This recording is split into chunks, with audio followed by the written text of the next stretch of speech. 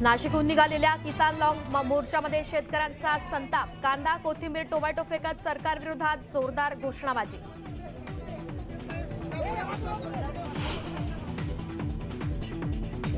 कांदा उत्पादकांना क्विंटल मागे 300 रुपये अनुदान देणार. मुख्यमंत्र्यांची विधानसभेत घोषणा. विरोधकांनाही दिलं चोख प्रत्युत्तर.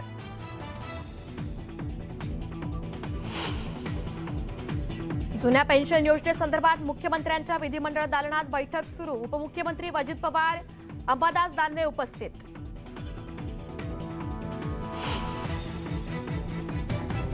शेतकरी आत्महत्यांबाबत असंवेदनशील वक्तव्य करणाऱ्या कृषी मंत्री अब्दुल सत्तारांविरोधात विरोधक आक्रमक. विधान भवनाच्या पायऱ्यांवर गाजर घेऊन दिल्या घोषणा.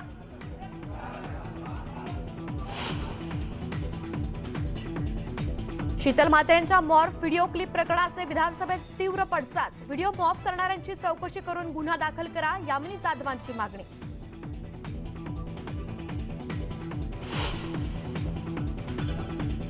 समलैंगिक विवाह देशाच्या परंपरेच्या विरोधात. केंद्र सरकारचे सर्वोच्च न्यायालयात प्रतिज्ञापत्र. आज त्रिसदस्यीय खंडपीठापुढे पार पडणार सुनावणी.